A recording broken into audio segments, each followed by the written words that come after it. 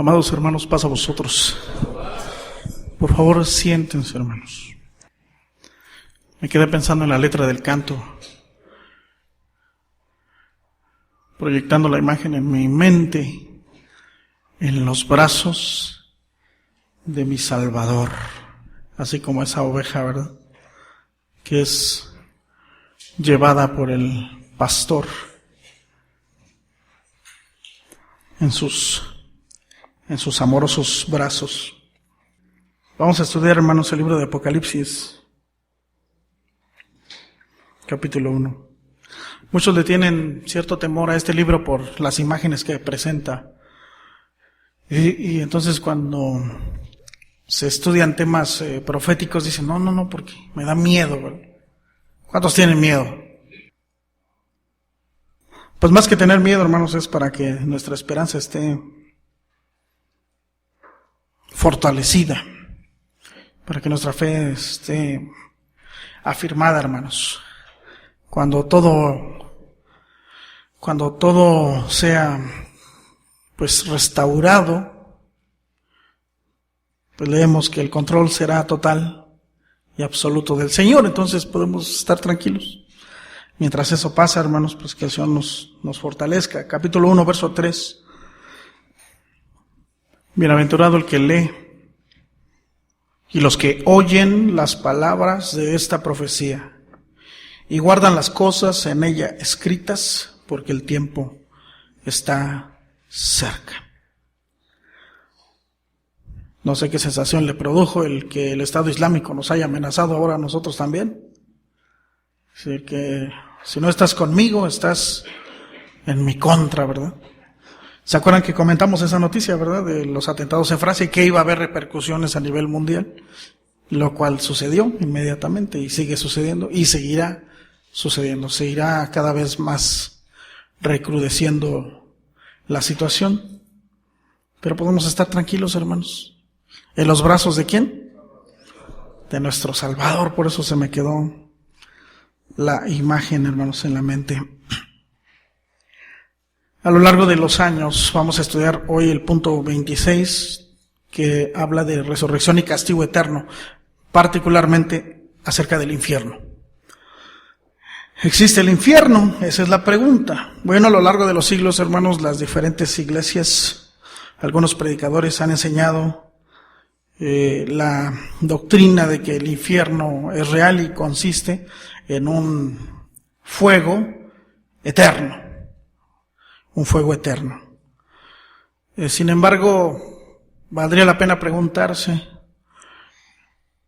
cómo un Dios que fue capaz de amar tanto al mundo, que dice Juan 3:16, de tal manera amó Dios al mundo que ha dado a su Hijo unigénito. Como un Dios que ama al mundo de tal manera que da a su Hijo, ¿cómo permitiría que hubiese tal cosa en la creación? Como un tormento eterno, hermanos, atormentarlos para siempre. Y si los atormenta para siempre, entonces quiere decir que el pecador también tendría vida eterna para sufrir. Pero esa vida eterna sería en medio de un dolor constante. La cuestión es, hermanos, el fuego del infierno es así. Atormentará a los perdidos, a los pecadores eternamente, o más bien hablamos de una destrucción total, absoluta, hermanos. A causa de una mala interpretación en los textos que vamos a estudiar, pues se ha tomado fuerza esta palabra, donde dicen que el infierno es la morada ¿de quién? De Satanás, ¿verdad? Satanás habita en el infierno y entonces el infierno está ardiendo constantemente para siempre y ahí habita Satanás con todos sus ángeles y sus demonios. Incluso, hermanos, hay quien predica que cuando la persona muere, si la persona fue mala, se va inmediatamente ¿a dónde? Al infierno. Pero si la persona fue buena, se va al cielo. Otros creen que esto va a ocurrir, pero hasta el día del juicio. Total, que no hay, hermanos, ni siquiera entre las diferentes interpretaciones de las denominaciones no hay armonía, hermanos. Unos dicen, no, es inmediato. Dice un dicho coloquial, ¿verdad? Ya ven que a mí me encanta eso de los dichos, porque a ustedes también me alimentan, ¿verdad? Dice que cayendo el muerto, sí, ¿verdad? Soltando el llanto, hermanos. O sea que cae el muerto y infierno. O cae el muerto, cielo. Es lo que algunos predican, hermanos. Otros dicen, no, otros se muere la persona, queda en un estado de inconsciencia, pero al final del tiempo también se va al infierno o al cielo. Bueno, apúntele usted, la palabra infierno, hermanos, es una palabra latina. Infernum o inferus. Es infernum o inferus y significa inferior, subterráneo. Es decir, sepultura o sepulcro. Repito, la palabra infierno, hermanos, viene del latín infernum, con M al final, infernum, o inferus, significa inferior. De ahí viene la palabra, el origen, inferior, subterráneo, o sea, sepultura o sepulcro. Vamos a ver Apocalipsis capítulo 20, verso 13. Y el mar entregó los muertos que había en él, y la muerte y el Hades. Mi versión dice y el Hades. Si usted tiene una versión antigua dirá el infierno. ¿Sí? A ver, no se me pierdan en el latín. Regresen al mexicano. Apocalipsis 20, 13. El mar entregó los muertos que había en él, y la muerte y el Hades entregaron los muertos que había en ellos y fueron juzgados cada uno según sus obras. Pero si usted tiene versión antigua, ahí dice la muerte y el infierno. ¿Sí? ¿Es correcto? Bueno, ¿por qué se utilizó la palabra infierno? Eso se debe a un hombre, hermanos, que fue el que influenció los escritos de Reina y Valera. Acuérdense que ellos eran católicos y tomaron, hermanos, palabras que tenían que ver con su propia interpretación de la escritura. Y entonces ellos encontraron la palabra Hades, que es una palabra griega, y ellos sustituyeron Hades por infierno. Un hombre llamado Dante Alighieri, hermanos, un hombre famosísimo que escribió una obra maestra llamada La Divina Comedia, hermanos, en donde trata acerca del infierno. Él generó, hermanos, una fuertísima influencia a finales de la Edad Media. Y ahí se mencionaba el infierno como un lugar, hermanos, de un sufrimiento terrible, de tal manera que, inspirándose Dante, a su vez, en Platón y en otro hombre llamado Virgilio, hermanos, toma él las imágenes, las referencias y comienza él a escribir su obra, de la cual voy a mencionar unos detalles en unos momentos. Y él los tenía en alta estima, hermanos, a estos filósofos, y entonces toma para sí algunos de sus conceptos para escribir su Divina Comedia. Y entonces lo que sucede es que los escritores, y en este caso los traductores, toman, hermanos, la inspiración de Dante para sustituir esta palabra y le dan un significado totalmente diferente. En él menciona Dante en su obra que él se encuentra a las puertas del infierno, y hay una leyenda escrita antes de entrar donde dice: abandonad toda esperanza a aquellos que entréis aquí. Y entonces comienza, hermanos, un recorrido en la obra literaria. Él comienza un recorrido descendente, porque él dice que el infierno, el centro, está en lo profundo de la tierra, y entonces él comienza a descender dependiendo, hermanos, de los pecados, es el nivel de infierno en el que se encuentra la persona que ha muerto. Son 9 círculos. Si a usted le interesa saber de qué se trata, bueno, son 9 círculos que menciona Dante. El primer círculo es el limbo. El limbo. El limbo es, hermanos, donde se encuentran los no bautizados. Y aquí yo veo a varios en el limbo.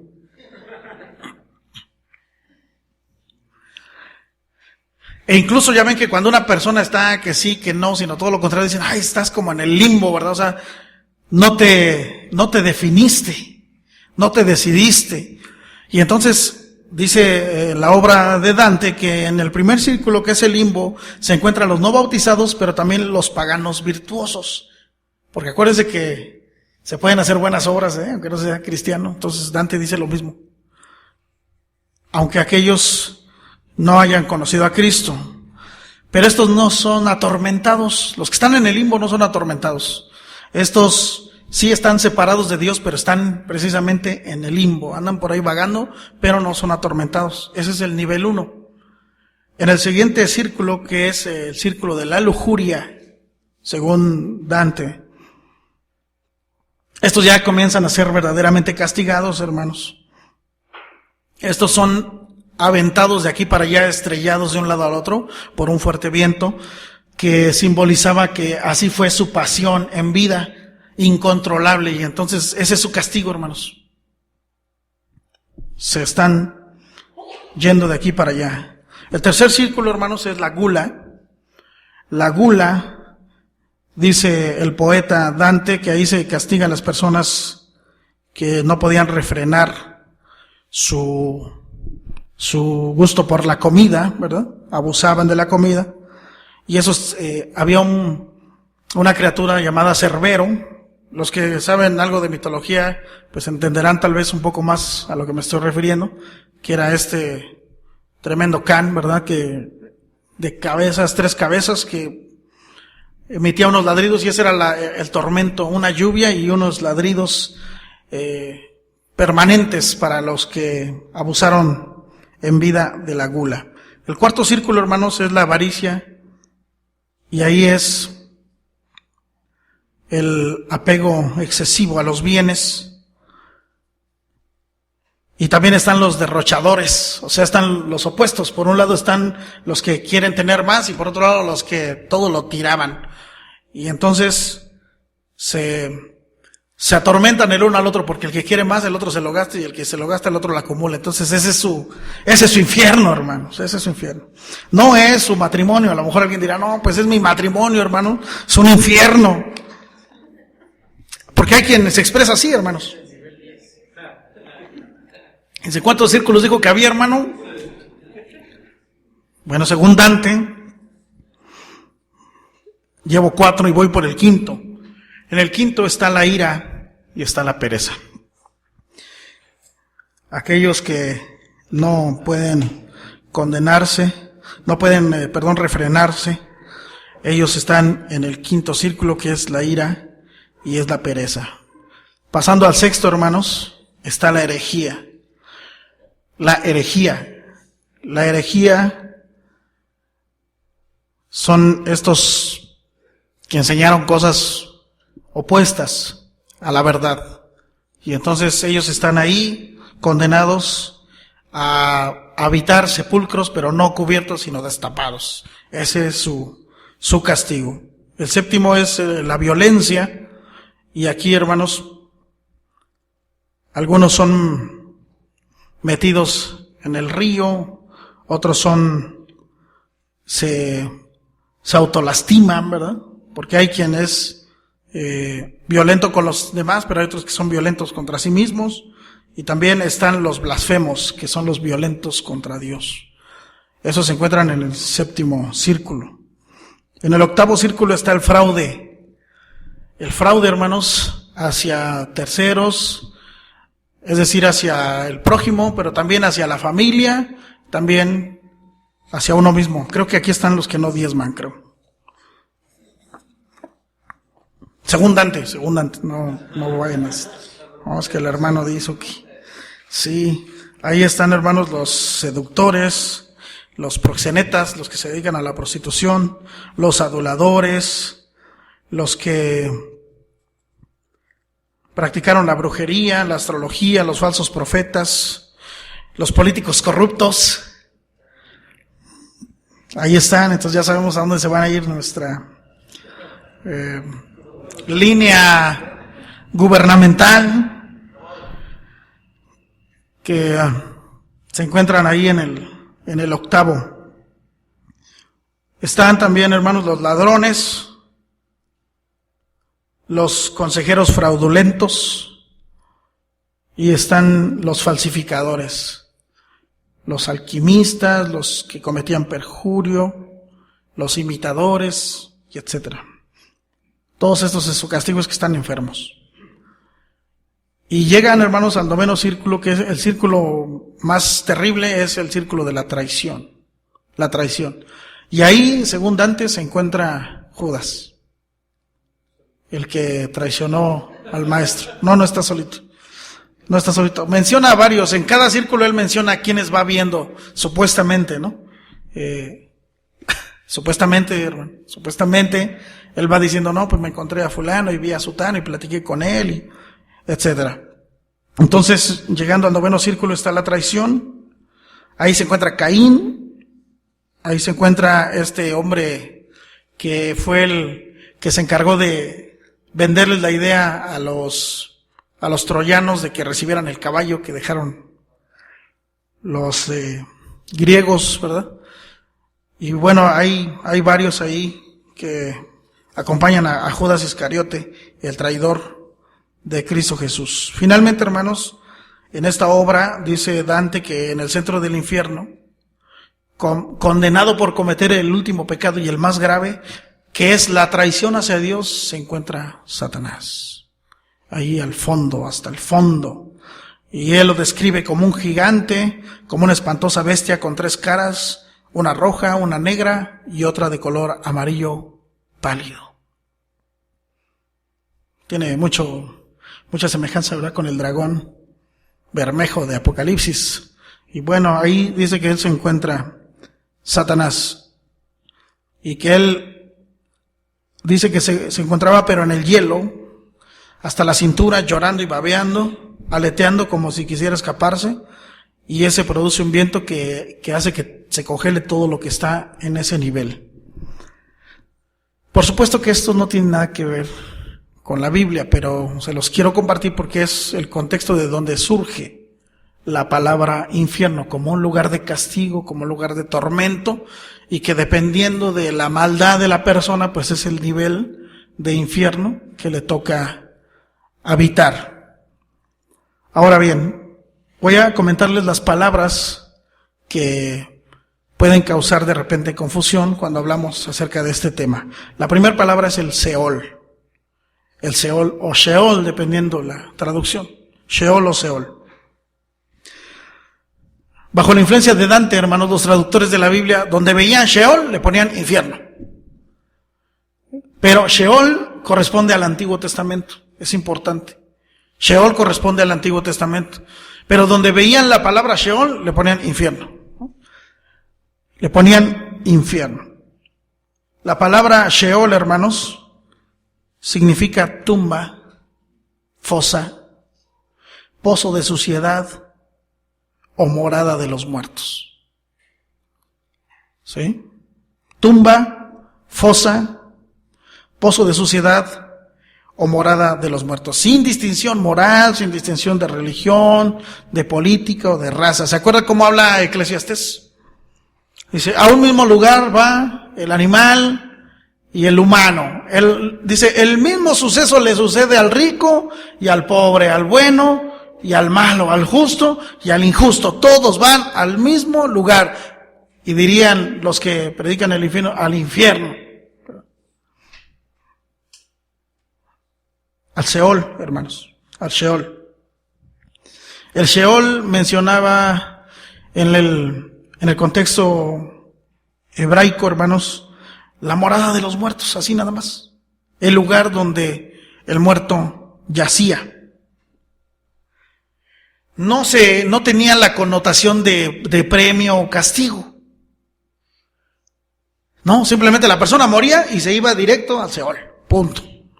No tenía, hermanos, nada extra, nada que se le pudiera añadir o interpretar de otra forma.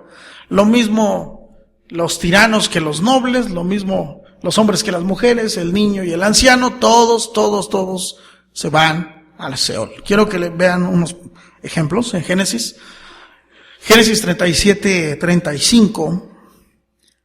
Ahí, hermanos, está hablando Jacob cuando se llevan sus hermanos a José. Y entonces regresan con él y le dan la noticia de que pues una bestia lo mató. ¿Se acuerdan de ese episodio? Y entonces dice el texto, hermanos, que se levantan sus hijos, todas sus hijas, para consolarlo, mas él no quiso recibir consuelo y dijo: descenderé enlutado a mi hijo hasta el Seol. Y lo lloró su padre. Y si usted lee el relato, pues mantiene Jacob esa idea. Es que han hecho descender con tristeza mis canas al Seol. Así lo menciona. E incluso cuando lo encuentra dice: bendito sea Dios, que no dejó que mis canas descendieran con luto al Seol, ¿verdad? Con tristeza. En Números 16:33, hermanos, esto es muy interesante porque habla acerca de lo que mencioné hace un momento como definición. Les dije que era tumba, fosa, pozo de suciedad, morada de los muertos. En Números 16:33, hermanos, está el pasaje de la rebelión de los hijos de Coré. Si usted está familiarizado con el estudio de la palabra, pues sabe que había un pleito siempre contra Moisés y Aarón, porque decían: no, pues cómo nada más, si todos somos santos, entonces ¿por qué nada más Dios habla por ustedes? ¿Por qué yo no puedo ser también el portavoz del mensaje de Dios? Y entonces una cosa dice Moisés después de tratar con Dios el asunto, le dice: miren, se va a abrir la tierra y los que se vayan al Seol, esos no eran de Dios. ¿Estamos? Dijeron: sí. Y en el verso 33 dice: y ellos, o sea, todos los rebeldes, con todo lo que tenían, descendieron vivos, ¿a dónde? Y los cubrió la tierra, y perecieron de en medio de la congregación. Porque una de las acepciones de Seol era pozo profundo. ¿Se imagina? ¿Ha visto usted las imágenes de los boquetes, así cuando se abren en la tierra, de repente en el pavimento y ¡fum!, se da así de la nada? Muchos metros hacia abajo, y parece no tener fin, porque hay un momento en donde ya la luz ya no penetra y ya no se sabe hasta dónde esté lo profundo de ese boquete, de ese orificio. Entonces, exactamente, habla acerca del Seol como un pozo profundo. Por eso dice que descendieron vivos al pozo profundo. ¿Por qué? Pues abrió la tierra y se fueron vivos, hermanos. Y la tierra literalmente se los tragó. Primer libro de Samuel, capítulo 2, verso 6. Dice Ana en su cántico, hermanos, después de que la acusaran de borracha, ¿se acuerdan? Ahí está un buen mensaje para lo que tiene que ver con el prejuicio. El no refrenar la lengua y hablar antes de tiempo. Y era el sacerdote, hermanos. O sea, sí se podía echar sus siestecitas, pero no podía entrar borrachita Ana, porque ahí sí nos arreglamos, ¿no? En su cántico de Ana dice: Jehová mata y él da vida. Él hace descender al Seol y hace subir. ¿De qué está hablando? De esto mismo, hermanos, del sepulcro, de la muerte. Por eso comienza diciendo: Jehová mata, pero él también da vida. Él hace descender al Seol y él hace subir. ¿O acaso Dios no tiene poder de resucitar muertos? Hermanos, que empiece con nosotros. Salmos capítulo 6, verso 5. Dice el salmista: porque en la muerte no hay memoria de ti. En el Seol, ¿quién te alabará? Salmo 6, 5. Es decir, ¿el muerto puede alabar, hermanos? Si usted pasa por un panteón, ¿quiénes son los que están cantando? ¿Los restos? O sea, los restos que quedaron vivos, ¿no? El resto de gente, pues. Pero no los restos ahí, los huesitos, las calaquitas y todo eso que nos pintan en las caricaturas, ¿verdad? Que se mueven. No hay nada de eso en la realidad, hermanos. No hay nada de eso. Por eso dice, ahí al sepulcro donde vas, ¿quién alabará así? Por eso, hermanos, dice el Salmo 150, todo lo que respira, todo lo que ¿qué? Todo lo que tiene vida, hermanos. A ver, hágala así. ¿Sí respira o no? Bueno, a lo mejor está alguien enfermo, agripado, constipado y anexas y dice, pero vive. Podría respirar por la boca, pero vive. Mientras usted haya hálito de vida, es decir, haya aire, oxígeno dentro de usted, usted es un ser vivo. Por eso está mal dicho que digan que la batería alabe a Dios. No, la batería está muerta. Alaba el que toca la batería. Es correcto decir que el baterista alabe a Dios con su instrumento. Por eso en el Salmo 150 dice, alábenlo con salterio, con arpa, con decacordio, con flauta, pero todo lo que respira debe alabar a Dios. Lo que respira, hermanos, lo que tiene vida, el que está en el sepulcro, nada. Capítulos más adelante, 16 de Salmos, verso 10. No dejarás mi alma en el Seol, ni permitirás que tu santo vea corrupción. Ahí está hablando de la descomposición del cuerpo. Eso es la corrupción ahí. ¿Sí? Y esa es una palabra, vamos a ver más adelante, es una palabra profética, hablando de la lección anterior que exponía nuestro hermano Mauricio. Jesucristo como el cumplimiento de la profecía. No dejarás mi alma en el Seol. Porque, hermanos, cuando la persona es muerta, comienza un proceso de descomposición. Eso se puede llamar corrupción. Todo lo que está descompuesto está corrupto. ¿Sí? Nuestro sistema político está descompuesto, por eso hablamos, está corrupto. Cuando la persona está descompuesta en su integridad, es un corrupto. Hay corrupción. Cuando el cuerpo se comienza a descomponer, hablamos de corrupción. Y el salmista, hablando proféticamente, dice, no dejarás mi alma en el Seol. Ahora, acuérdese que ya en alguna ocasión nuestro hermano Mariano exponía qué es el alma. No sé si se acuerda. Hablábamos acerca de qué es el alma. El alma, ahora sí que el alma le volvió el cuerpo a usted ahorita, ¿verdad? ¿A dónde? Ven, regrésate. El alma, hermanos, es que la totalidad de la persona, la vida de la persona. Es decir, no me dejarás ahí, es lo que está diciendo la Escritura. No me dejarás ahí, sino que tú me harás subir. ¿No leímos con Ana? Él mata y da vida, él hace descender y él hace subir, hermanos. Job capítulo 14, verso 13. Dice Job, oh, ¿quién me diera que me escondieses en el Seol? Porque ahí ya, la persona cuando ya está sepultada, hermanos, nosotros ya no podemos verlo. Y él dice, ay, ojalá yo pudiera esconderme. Sin embargo, como él mismo reflexiona más adelante, dice, no, el sepulcro está abierto delante de ti, no hay nada que se esconda. ¿Quién me diera que me escondieses en el Seol? Y el último texto hablando del Seol.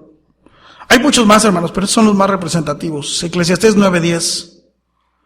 Todo lo que te viniera a la mano para hacer, hazlo según tus fuerzas, porque en el Seol, a donde vas, no hay obra, ni trabajo, ni ciencia, ni sabiduría. O sea, nada. Había una película que como causó revuelo también, que se llamaba La historia sin fin. Y había algo que avanzaba y era precisamente la nada. Y la nada decía, ¿y qué es la nada? Nada. Efectivamente, hermanos. ¿Qué es la nada? Nada. ¿Y la persona que se va al sepulcro? Nada. Por eso dice, hay buenos nadadores. Por eso dice la Escritura, su memoria es puesta en olvido, ya no sabe si a sus hijos les va bien, si les va mal, si esto, si su amor, su odio, nada. E incluso nosotros utilizamos, hermanos, algunas frases, decimos, no, por ejemplo, cuando una persona guardó un secreto hasta la muerte, se lo llevó ¿a dónde? A la tumba. ¿Cómo saben, hermano? ¿Cómo saben? Gracias a Dios, hay sabiduría. La siguiente palabra es Hades. ¿Quedó claro el concepto de Seol, hermanos? Sepulcro. Pero también acuérdese, foso. Como vimos en el caso que se los tragó vivos. O foso profundo. Foso profundo. La siguiente palabra es Hades. Hades es palabra griega. Griega, hermanos. A veces uno dice, yo escucho de repente predicadores así muy terribles, que dicen, no hay que, pues ese del hebreo y el griego, ya, no, yo quiero a Cristo, yo quiero a Cristo, y todos, no, pues no conoces a Cristo si no te metes a estudiar la palabra, y para estudiar la palabra hay que saber en qué idiomas escribieron, porque eso nos dirá mucho acerca de Cristo. Se los dijo Jesús en Juan 5, ¿se acuerdan? Escudriñan las Escrituras, porque a vosotros os parece que en ellas tenéis vida eterna. Y ellas son las que dan testimonio. ¿Quiere conocer a Jesús? ¿Qué tiene que hacer? Escudriñar las Escrituras. Yo les mencioné que Seol o Sheol es una palabra hebrea. Y tiene esa connotación, no tiene nada que ver con que los buenos, que los malos. No, sepulcro, muerte. Todos se van al Seol. Todos. Ahora, Hades es una palabra griega y es la palabra que le corresponde a Seol. Seol en el Antiguo Testamento, Hades en el Nuevo Testamento, que se escribió en griego. Griego, hermanos. Ahora, si usted sabe de mitología, sabrá que Hades era un dios también griego, ¿verdad? Si le gustan películas así como las que hablan de esto, pues ahí lo puede usted mirar. Hades, ¿verdad? Hades, Zeus, su hermano, y el otro era Poseidón, el de las aguas, que a su vez eran hijos de Cronos, y bueno, hermanos, hay todo un problemón eso de la mitología, ¿verdad? Peleaban los dioses contra los titanes y después los encarcelaron, y bueno, se hizo ahí, hermanos, de todo. Pero es importante saber, hermanos, que el término Hades significa tumba o pozo de suciedad. Es lo mismo. Lo mismo. Hace referencia, hermanos, a la morada de los muertos. No tiene nada que ver con el concepto de infierno. No tiene nada que ver con ese concepto. Hades es el equivalente griego de Sheol. Ahora, quiero que vean Mateo 16, 18. Mateo 16, 18. Y yo también te digo que tú eres Pedro, y sobre esta roca edificaré mi iglesia. Error de interpretación decir que la roca es Pedro. La roca es la afirmación que Jesús está, hermanos, asentando como verdadera. ¿Qué es lo que dijo Pedro? Pedro dijo, de cierto te digo que tú eres ¿quién? El Cristo, el Hijo de Dios viviente. Enseguida, y yo te digo que tú eres Pedro, y sobre esta roca, sobre lo que acabas de decir, es decir, sobre mí, voy a fundar mi iglesia. Por eso dice Pablo, porque nadie puede poner otro fundamento que el que ya está puesto, Jesucristo. Nosotros, dice, como profesionales arquitectos fuimos poniendo ahí, construyendo, pero no, el cimiento ya está. Cristo. Los discípulos son conocidos como columnas. Nosotros somos tabiques. A lo mejor alguno es un tabique muy grande y ya es un block. Pero a lo mejor habrá otros que están ahí más o menos y esos son adobes. Son los de tierra. A lo mejor otros son de barro, ¿verdad? De los rojitos. Sería una buena pregunta, ¿qué clase de tabique soy? Pero el texto continúa diciendo, sobre esta roca edificaré mi iglesia y las puertas del Hades no prevalecerán contra ella. A lo mejor su versión dice, y las puertas del infierno. ¿Sí? Ahora, yo le dije que donde vieron la palabra Sheol le pusieron infierno y donde vieron la palabra Hades también le pusieron infierno. Lo que está diciendo Jesús aquí, hermanos, es que la iglesia no tendrá fin. La muerte no lo va a detener. Seguirá la muerte. ¿Vamos bien? Lucas 10:15. Y tú, si no puedes seguir la lectura, por lo menos apunte la cita. Y tú, Capernaum, que hasta los cielos eres levantada, hasta el Hades serás abatida. Seguimos hablando, hermanos, de sepultura. Ahora, ¿se acuerda del pasaje que leímos de Salmos 16:10? No dejarás que mi alma esté en el Seol. Eso se cumple en Hechos 2:27. Cuando Pedro está predicando acerca de Jesús, de la resurrección de Cristo. Ahora es muy interesante, hermanos, que los que saben de descomposición del cuerpo dicen que el proceso de descomposición comienza a partir del 4º día. Y Jesús estuvo 3 días. Por eso nunca vio corrupción. 1 Corintios 15:55. 1 Corintios 15:55. ¿Dónde está, oh muerte, tu aguijón? ¿Dónde, oh sepulcro, tu victoria? Ahí sepulcro sí está bien traducido. Ahí también decía Hades. Ahí también decía Hades. ¿Dónde, oh sepulcro, tu victoria? Ahora, Apocalipsis 1:18. Hablando acerca del Señor Jesús. Dice en Apocalipsis 1:18, y el que vivo y estuve muerto, mas he aquí que vivo por los siglos de los siglos, amén, y tengo las llaves de la muerte y del Hades. ¿Sí? Obviamente van de la mano, hermanos, pues, se muere, pues al sepulcro. Tiene las llaves, tiene todo el poder de la vida y de la muerte. Ahora, con este contexto, hermanos, tiene sentido lo que dice Apocalipsis 20, 13 y 14. Y el mar entregó los muertos que había en él, y la muerte y el Hades entregaron los muertos que había en ellos. Y fueron juzgados cada uno según sus obras, y la muerte y el Hades fueron lanzados al lago de fuego. Esta es la muerte segunda. Entonces, si el infierno es el lago de fuego, ¿cómo entonces es lanzado al lago de fuego?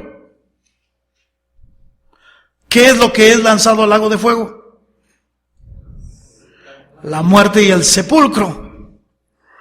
Como ya no va a haber muertos, pues ya no se necesitan tumbas, hermanos. ¿Qué le parece? Ahorita hay un problema. Ahorita hay mucho muerto y ya no hay espacio. Pero en ese tiempo que la muerte sea destruida, ya no va a necesitarse panteones, cementerios, ni nada. Tiene sentido, hermanos, tiene sentido, analizando el contexto de la palabra, tiene sentido que diga que la muerte y el Hades serán echados al lago de fuego, hermanos. Es la muerte y es el sepulcro. Es el sepulcro. ¿Vamos bien hasta ahí? ¿Sí? Siguiente palabra Abadón. Abadón. Abadón, hermanos, es una palabra griega también y significa aniquilamiento, ruina, destrucción. Y siempre, siempre irá de la mano con el Seol. Quiero que vean un ejemplo en Job 26:6. Aniquilamiento, ruina o destrucción. Job 26:6. El Seol está descubierto delante de él y el Abadón no tiene cobertura. Siguiente texto, Proverbios capítulo 15, verso 11. Proverbios capítulo 15, verso 11. El Seol y el Abadón están delante de Jehová, cuanto más los corazones de los hombres. Es decir, el sepulcro y todo lo que hay en él. Proverbios 27:20 sería el último texto en donde se resalta esta palabra. Proverbios 27:20 dice, el Seol y el Abadón nunca se sacian. Porque la muerte, hermanos, no se sacia. En este momento están cayendo varios. Y seguirán cayendo más y más y más y más. Y no habrá fin hasta que el Señor la destruya.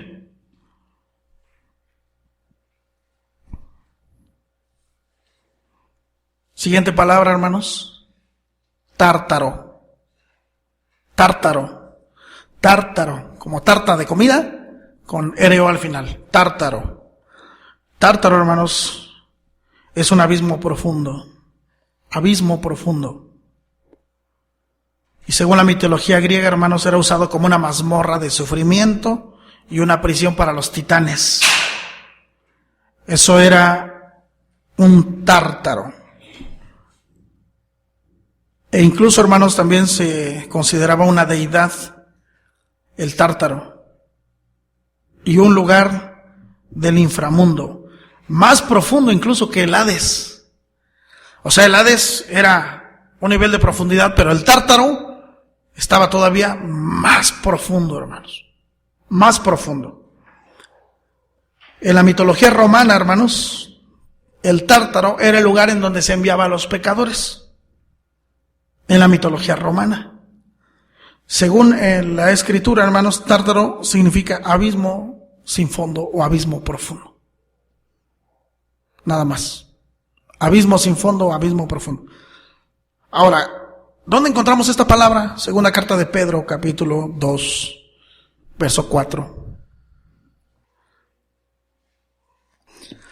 Porque si Dios no perdonó a los ángeles que pecaron, sino que arrojándolos al infierno los entregó a prisiones de oscuridad para ser reservados al juicio. ¿Dónde están estos ángeles que, dice Judas, no guardaron su dignidad? En el tártaro. Ahí la palabra que se utiliza para traducir prisiones de oscuridad es el tártaro. Un abismo profundo, hermanos, en donde se encuentran estos seres. Se hizo juicio. De hecho, el mismo Satanás, ¿se acuerdan? Cuando estamos próximos a entrar a el reino milenial, si usted ha prestado atención, dice que viene Miguel para atarlo, ¿se acuerdan? Y dice que lo lanza al abismo profundo, ¿verdad? Lo lanza. Y ahí dice, ¿permanecerá cuánto tiempo? 1000 años hasta que sea liberado de su prisión. Hay ahí, pues algunas interpretaciones donde dicen, no, pues se refiere más bien a un castigo más que a un lugar físico. Pero yéndonos al contexto de lo que la palabra está diciendo, es un abismo profundo. Es una prisión de oscuridad. De hecho, los mismos castillos, hermanos, Cuando castigaban a alguien, decían, llévalo ¿a dónde? A la mazmorra, ¿verdad? Al lugar así más profundo, más oscuro, donde ya no hay nada de luz. Ese será su castigo, esa será su prisión. Bueno, Tártaro es ese lugar, hablando en este sentido, como lo marca la Escritura, donde están estos seres espirituales. Quiero mencionarle otra palabra que es la Gehenna. La Gehenna, porque Jesús se refirió a la Gehenna, hermanos. Esta palabra Gehenna se relaciona con la palabra infierno, como un lugar de tormento eterno en donde la gente se está quemando, ¿verdad? Ahora, Gehenna no es palabra hebrea, es griega. La palabra hebrea es Hinnom, con H. Hinnom, exactamente, que era un lugar físico. Sí. Era un valle que estaba al sur de la ciudad de Jerusalén, que era el basurero de la ciudad. El basurero de la ciudad. Ahora es muy interesante leer la historia, quiero dársela como referencia, que usted busque en segundo libro de Crónicas, 28:3, que era el lugar en donde se ofrecían sacrificios a una deidad llamada Moloch, en donde, no sé si usted sepa cómo era Moloch, pero Moloch era una especie de piedra, hermanos, en donde al centro tenía una perforación, haga de cuenta como un horno de pan. Haga de cuenta como un horno de pan al centro, y estaba ardiendo, y entonces lo que hacían era meter a los bebés ahí para ofrecerlos en sacrificio. Por supuesto que eso era una aberración y una abominación al nombre del Señor. Pero los israelitas, ahora que estábamos viendo cómo se dividió el reino y todo esto, ¿verdad?, eran terribles, y la descendencia sobre todo del reino del norte eran los más tremendos, y ahí llevaban a sacrificar a los bebés. Manasés era uno de ellos, sí, que fue terrible Manasés. Consultaba las estrellas y tenía brujos y no sé qué tanta cosa. Bueno, ese lugar, hermanos, era un lugar de fuego, ya desde ese momento de los sacrificios. Si leemos Jeremías capítulo 19, versos 6 y 11, ahí vamos a ver, hermanos, que los que murieron en batalla no fueron llevados al panteón, sino que fueron quemados ahí. Fueron quemados ahí. Jeremías 19, versos 6 y verso 11. A través de los años, hermanos, este lugar se convirtió en un basurero lleno de inmundicia, procurando a los habitantes de Jerusalén quemar y mantener siempre el fuego, porque usted sabe que si el fuego no tiene combustible, se apaga, y entonces hay que estarle alimentando, ¿verdad?, para que siga ardiendo. Y entonces se llevaba la basura para allá y allá se quemaba. Y se llevaba la basura y allá se quemaba, y era un lugar que ardía continuamente. Pero lo que no ardía, hermanos, se llenaba de gusanos, se corrompía. Jesús en Marcos, capítulo 9, versos 43 al 48, cuando habla, dice el subtítulo, las ocasiones de caer, dice, si tu ojo te es ocasión de caer, sácatelo y échalo de ti, que se vaya ¿a dónde? A la Gehenna. Porque es mejor eso a que todo tu cuerpo se vaya al infierno. ¿Sí? ¿Se ubica la palabra? Bueno, o sea, lo que está diciendo Jesús es que más vale quitar aquello que te estorba, y no que te vayas a la tumba y te vayas perdido. Te vayas sin esperanza, sin Dios en el mundo. La Gehenna entonces era un lugar que servía, hermanos, como incinerador para toda la basura de los habitantes de Jerusalén. Con lo cual, hermanos, el Señor Jesús ilustraba a los que lo oían la destrucción que podían ellos tener si cedían a sus pasiones, a sus instintos. Ahora, la Gehenna, mientras tuvo, hermanos, que arder, ardió. Mientras había cuerpos que ardían, ardía. Mientras había basura, ardió. Cuando esto dejó de ser, se apagó. Así va a pasar en el día final.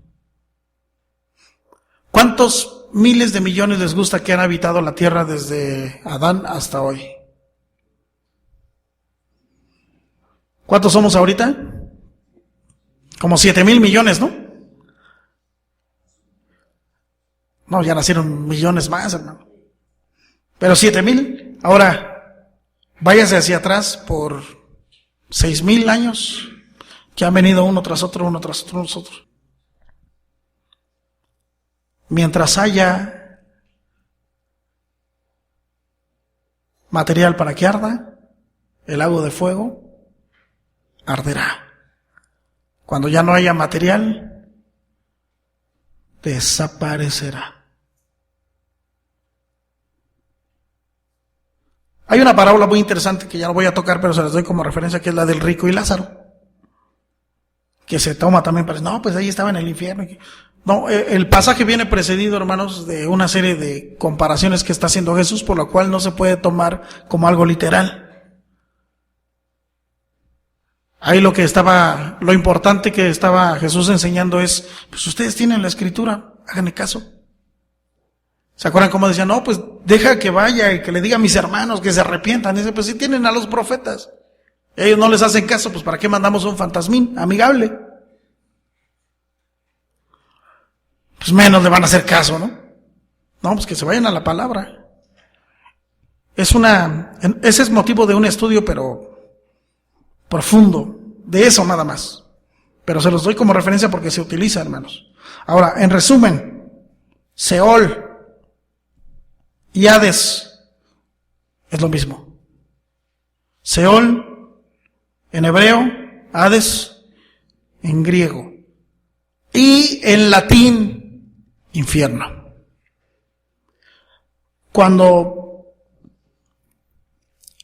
¿Se acuerdan ustedes la versión de los 70, la Septuaginta, hermanos? Cuando la Septuaginta es escrita, se traduce Seol por Hades. Eso se llama transliteración porque fue exacto. Es exacto. No es un sinónimo, es un exacto en otro idioma. Y después viene Jerónimo, cuando hace su Vulgata latina, y él traduce infierno. Pero ya después se le dio toda esta connotación de castigo, de que el fuego, y que va a arder, y que para siempre, y el tormento, y todo eso. Pero no. Ahora, si hablamos en español, diríamos sepulcro. Es exactamente lo mismo. Exactamente lo mismo. Ahora, cuando habla la Biblia del lago de fuego y azufre, está hablando, hermanos, de la muerte segunda, de la destrucción total. Y eso usted lo puede ver en Apocalipsis 20:14 y en Apocalipsis 21:8. 20:14 y 21:8. La muerte eterna, porque la primera muerte ya fue, que es la física, y después será la aniquilación total. Por lo tanto, cuando hablamos de muerte eterna, o de un castigo eterno, hermanos, no estamos hablando de que la persona será castigada por la eternidad, sino que será borrada por la eternidad. No es la duración, sino el efecto. El efecto es que será borrado para siempre. Por eso hablamos de una muerte eterna. Nuestra postura como iglesia, hermanos, es esa. Toda la Biblia habla acerca de un fuego, ¿verdad? De un fuego que va a quemar, que va a purificar. Dice, será el horno del Señor en aquel día y Él no dejará ni raíz ni rama, ¿verdad? Todo lo va a aniquilar, a destruir.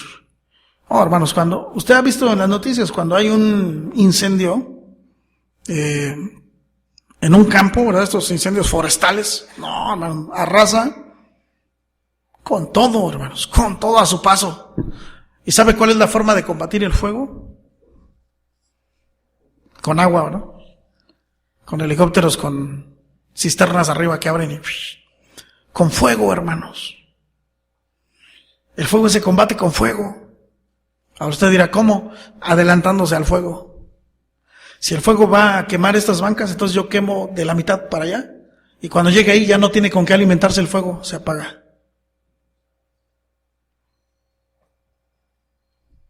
Así se acaban los chismes, hermanos. Porque dice en la Escritura, Santiago dice que la lengua, hermanos, enciende un fuego terrible. Dice, toda la rueda de la creación, por un miembro tan pequeñito, hermanos, qué pequeña chispa, dice, enciende un grande fuego.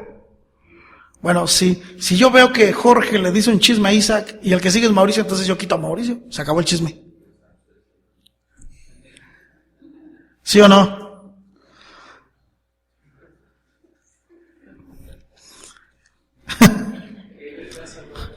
El Señor está revelando, el Señor está revelando.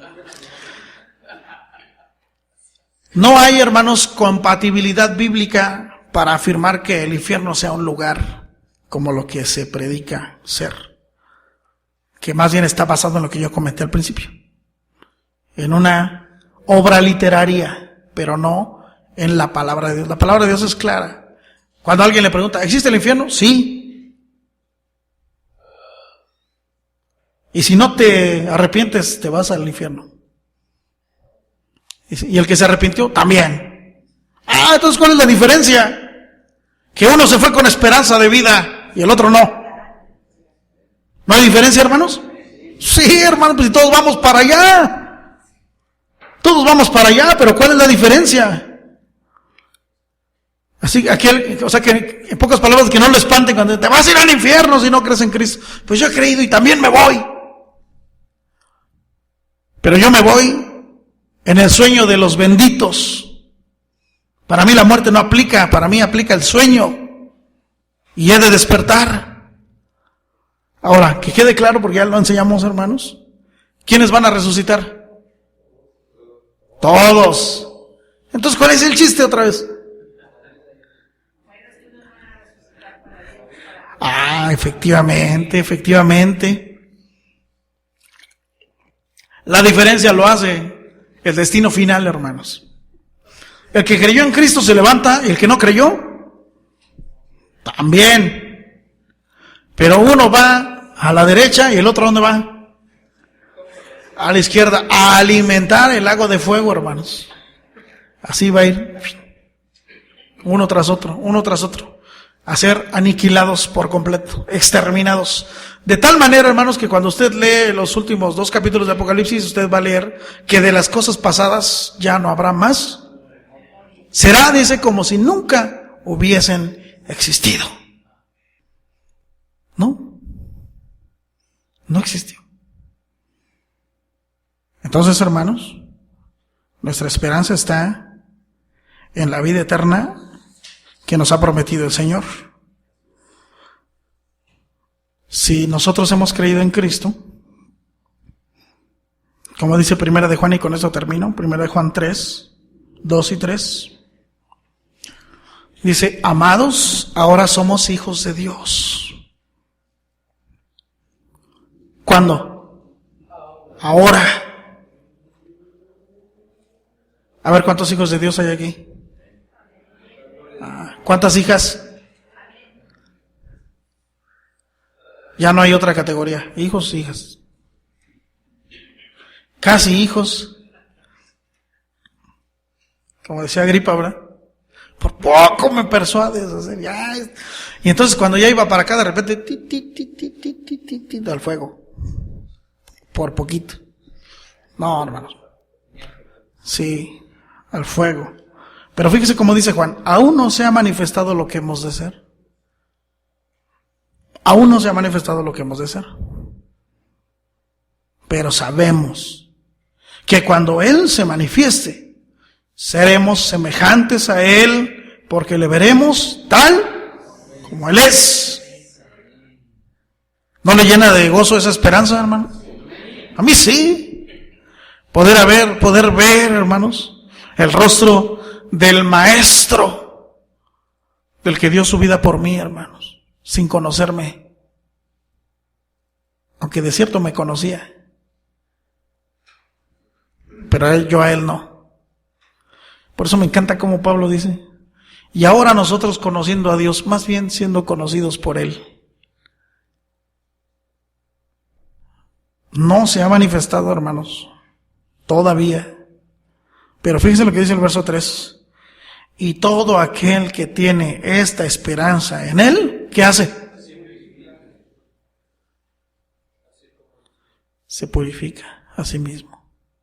Ahora, no estamos hablando aquí de salvación, hermanos. Aquí estamos hablando de una persona que ya es salva, que tiene esta esperanza, que ha sido genuinamente convertido, y entonces ahora esa persona se purifica a sí misma. Entonces, hermanos, después de haber enseñado, por ejemplo, acerca del Halloween, no me salgan el próximo año, Dios mediante, y nos dé vida a todos, y diga, hermano, pues ¿puedo dejar a los niños que salgan a pedir calaverita, hermanos? Prometo que traeré mi diezmo. O yo coopero para las bancas de lo que salga, de lo que Dios me socorra, hermano. Por eso se purifica a sí mismo, hermanos. El que tiene esta esperanza se purifica a sí mismo. Sabe ya de cierto qué es lo que le conviene y no le conviene de acuerdo a la palabra de Dios. Por lo tanto, hermanos, hemos de irnos al infierno, todos. A menos que el Señor venga antes, en cuyo caso seremos transformados. Esa sería la única forma de evitar ir al infierno. Pero bueno, hermano, no se espante, pues si se va al infierno, pues para allá vamos todos. No sería ni el primero, ni el único. Quién sabe si sea el último, pero no sería ni el primero, ni el único que se iría para allá. Pero váyase con esta esperanza: Jesús es mi Salvador. Y cuando abra mis ojos, lo voy a tener de frente para temblar, hermanos, de gozo. Vamos a orar.